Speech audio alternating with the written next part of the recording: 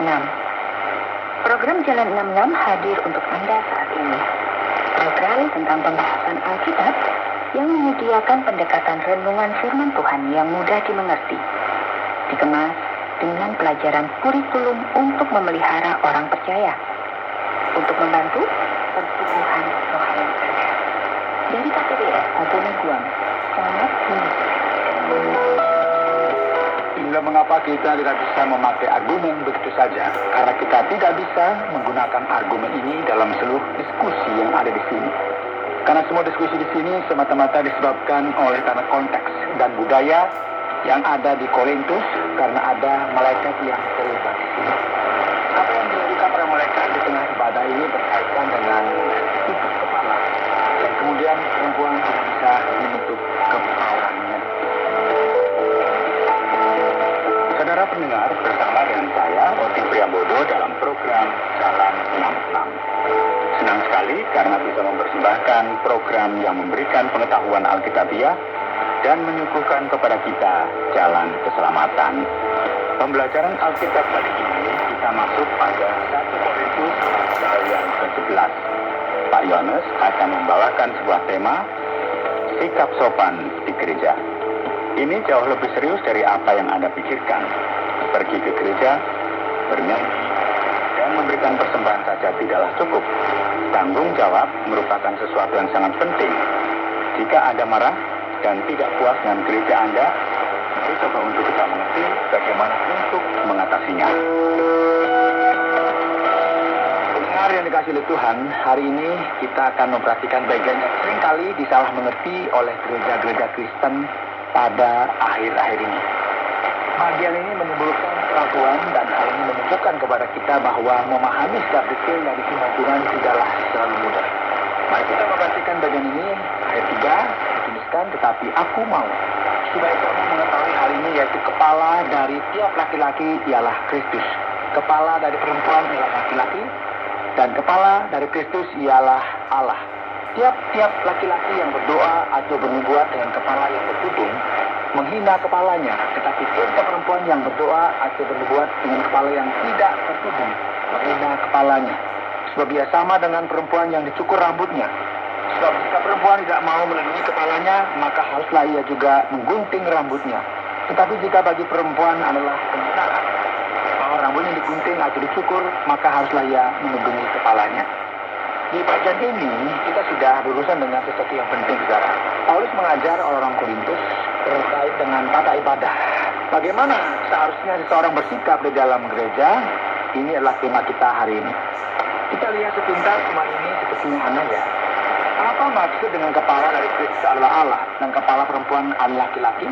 Bagian ini sepertinya tidak masuk akal sama sekali. Apa yang dimaksudkan dengan kepala setiap laki-laki adalah Kristus? Bagian ini berkaitan dengan rasa hormat dan otoritas. Oleh karena itu, hal ini berkaitan dengan hormat dalam konteks fungsi hierarki. Dan dalam masalah ini, Kristus adalah kepala dari setiap laki-laki. Laki-laki harus menghormati Kristus, dan perempuan haruslah menghormati suaminya. Tinggal Kristus menghormati dan tunduk kepada Allah. Namun bukankah ia adalah Allah sendiri? Nah, ini dia. Dalam konteks ini yang berkaitan dalam penghormatan dan penghargaan atas otoritas atau pimpinan, ada masalah besar yang berkaitan dengan persepsi publik. Dalam konteks ini, jika seorang perempuan tidak memakai penutup kepala, ini merupakan tanda tidak menghargai, lambang dari amoral dalam budaya pada waktu itu. Ya, kata ini. Di gereja yang terdapat di Korintus. Jadi, tuntutan yang ada pada waktu itu adalah supaya setiap perempuan menutupi kepalanya. Dan dalam kasus ini, laki-laki tidak perlu memakai penutup kepala. Pendapat ini adalah seorang laki-laki gambaran kemuliaan Allah, sementara perempuan kemuliaan dari laki-laki. Saudara yang dikasihi oleh Tuhan, coba perhatikan seperti ini. Sebab laki-laki tidak perlu menuduhi kepalanya. Ia menyinarkan gambaran dan kemuliaan Allah. Tetapi perempuan menyinarkan kemuliaan laki-laki. Sebab laki-laki tidak berasal dari perempuan, tetapi perempuan berasal dari laki-laki. Dan laki-laki tidak diciptakan karena perempuan, tetapi perempuan diciptakan karena laki-laki. Sebab itu perempuan harus memakai tanda wibawa di kepalanya oleh karena para malaikat. Hal ini memberikan indikasi kepada kita bahwa laki laki-laki maupun perempuan itu sama di hadapan Allah, sama pentingnya. Namun demikian, ada sesuatu yang disebut sebagai hierarki fungsi, di mana tanggung jawab atas kepemimpinan dilimpahkan kepada laki-laki. Ini kita bisa lihat dari kitab Kejadian, ya, laki-laki yang pertama diciptakan, dan setelah itu perempuan. Kita bisa perhatikan dalam Kejadian pasal 2. Meskipun bagian ini sepertinya aneh, penilaian masyarakat sangatlah penting. Jadi mengapa dikatakan di sana bahwa harusnya perempuan itu menutupi kepalanya. Yang dimaksudkan di sini itu sebuah kerudung yang dipakai dalam perjanjian baru. Penting sekali bagi kita amati bahwa cara pikir semacam ini adalah cara pikir beberapa orang, dan ini bukanlah pendapat Paulus yang disampaikan di sini, yaitu bahwa laki-laki itu lebih tinggi dari perempuan. Untuk membuktikan hal ini, kita akan perhatikan apa yang dikatakan oleh firman Tuhan. Namun demikian, dalam Tuhan tidak ada perempuan tanpa laki-laki, dan tidak ada laki-laki tanpa perempuan. Sebab sama seperti perempuan berasal dari laki-laki, demikian pula laki-laki dilahirkan oleh perempuan, dan segala sesuatu berasal dari Allah jelasnya. Jadi ini menjelaskan keraguan yang kita miliki, menghancurkan gagasan bahwa laki-laki itu lebih tinggi derajatnya dari perempuan. Tidak seperti itu. Argumen yang diberikan di sini bahwa perempuan berasal dari laki-laki itu sesuai dengan kitab Kejadian pasal 2. Jadi terdapat argumen yang terbalik di sini. Sama halnya dalam kitab Kejadian bahwa tidak ada laki-laki di dunia ini jika tidak melalui seorang perempuan. Dan setiap orang harus memiliki ibu. Ini merupakan sesuatu yang mendasar. Kesetaraan diberikan kepada keduanya dalam hubungan yang saling bergantung. Jadi sekarang pertanyaannya, bagaimana ini akan berfungsi dengan baik? Bagaimana seharusnya kita bersikap dalam gereja? Seperti Allah sendiri, apakah perempuan berdoa kepada Allah dengan kepala yang tidak bertunduk? Dalam konteks tersebut, sikap ini merupakan sebuah lambang dari suatu pembangkangan, sikap konfrontasi, dan bahkan menunjukkan sebuah sikap imoralitas atau kesadaran moral yang benar. Bukankah alam sendiri menyatakan kepadamu bahwa adalah kehinaan bagi laki-laki jika ia berambut panjang, sesuai apa yang kita bisa lihat dalam konteks ini. Tetapi bahwa adalah kehormatan bagi perempuan jika ia berambut panjang, sebab rambut diberikan kepada perempuan untuk menjadi pelindung. Tetapi jika ada orang yang mau membantah, kami maupun jemaat-jemaat Allah tidak mempunyai kebiasaan yang demikian. Yang penting di sini sekarang kita memahami bahwa kita bersikap di dalam tata ibadah tanpa memiliki sebuah sikap yang membangkang, tanpa membuat sebuah standar, menerima pemimpin yang telah Allah tetapkan sendiri. Namun demikian, masalah yang dimiliki oleh orang Korintus tidak hanya mengenai tutup kepala dan rambut wanita yang panjang saja, namun masih ada masalah lain. Firman Tuhan menuliskan kepada kita bahwa ada masalah yang lebih dari itu, yaitu masalah perpecahan dan juga perbedaan yang terjadi di antara mereka. Sebab pertama-tama aku mendengar bahwa apabila kamu berkumpul sebagai jemaat, ada perpecahan di antara kamu.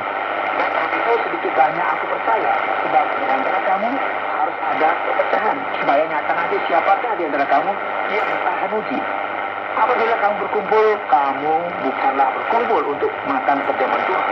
Sebab pada perjamuan itu tiap-tiap orang memakan dahulu makanan sendiri, sehingga Anda sedang mendengarkan Jalan 66 dalam rangkaian pembahasan 1 Korintus pasal yang ke-11 yang telah dijelaskan oleh Pak Langer dengan topik sikap sopan di gereja. Luar biasa sekali, kita telah mempelajari kitab 1 Korintus pasal yang ke-11 ini. Ini merupakan surat Paulus yang pertama kepada jemaat di Korintus. Pak Yones, di awal tadi, Bapak sudah mengatakan bahwa ini merupakan bagian yang kompleks dan membingungkan. Jadi sekarang bolehkah saya mengajukan beberapa pertanyaan? Yang pertama, sepertinya Paulus melarang perempuan untuk memotong rambutnya dan memaksa mereka untuk memakai tutup kepala. Benarkah demikian? Jadi bagaimana dengan kita sekarang yang ada di gereja saat ini? Ya, bagian ini seperti yang Paulus katakan tadi, ini boleh dikatakan sesuatu yang sulit untuk dimengerti. Ketika kita melihat dalam firman Tuhan, sepertinya Paulus benar-benar mencoba untuk mengatakan bahwa perempuan tidak boleh memotong rambutnya dan harus senantiasa memakai penutup kepala. Alasannya, karena di balik permohonan ini ada sebuah prinsip otoritas dalam keadaan yang khusus ini yang berkaitan dengan fungsi dari sebuah hierarki. Perempuan Berbeda dengan perempuan yang bukan merupakan orang percaya, perlu memiliki sikap hormat terhadap pemerintah serta pemimpin laki-laki yang ada di gereja, sesuai dengan apa yang kita baca di sini. Jadi cara untuk kita menunjukkan hal ini di masyarakat adalah dengan mengenakan tutup kepala. Jika kita berbicara secara sejarah, gereja Kristen telah mencoba beberapa strategi untuk mencoba menggunakan ayat-ayat ini dengan serius dan melakukannya. Beberapa sebagai contoh adalah membuat tutup kepala dari perempuan. Ini mengapa kita akan mencintai ya beberapa kelompok Kristen yang menghargai hal ini, mendorong orang lain mengenai betapa berharganya dan pentingnya hal ini. Kelompok lain melakukan sesuatu yang berbeda. Mereka memahami bahwa kerudung perempuan secara alami adalah rambutnya. Ini pendapat yang berbeda. Firman Tuhan tidak berkata bahwa perempuan dilarang memotong rambutnya. Itu penting. Firman Tuhan hanya berkata bahwa ia harus memiliki rambut panjang. Jadi, apa keraguan utama yang dimiliki oleh kebanyakan orang Kristen untuk melakukan hal ini? Yaitu tidak memberikan tuntutan kepada wanita untuk memiliki rambut yang panjang. Atau tidak menuntut perempuan untuk memakai tutup kepala. Dan mengapa komunitas ini melakukan hal tersebut? Ya, karena mereka tidak merasa perlu melakukan hal tersebut. Mereka tidak berpikir bahwa hal-hal ini dalam dunia modern merupakan sebuah lambang akan ketertundukan kepada Tuhan, itu lambang dari ketaatan. Pada waktu itu, pada zaman di Korintus ya, semua ini memiliki arti yang khusus. Dan tidak hanya ini, jika perempuan pada waktu itu tidak mengenakan tutup kepala, dalam masyarakat dia akan dipandang sebagai seorang pelacur. Nah, ini harus paham bahwa ini sebuah budaya yang ada pada masa itu di Korintus. Nah, orang yang melayani di kuil Dewi Aphrodite contohnya, mereka berambut pendek. Karena konteks yang ada di sini berbeda, kita perlu memahami prinsip utamanya, yaitu penghormatan dan ketertundukan kepada pemerintah. Namun aplikasi dari prinsip ini sangatlah beragam, ya.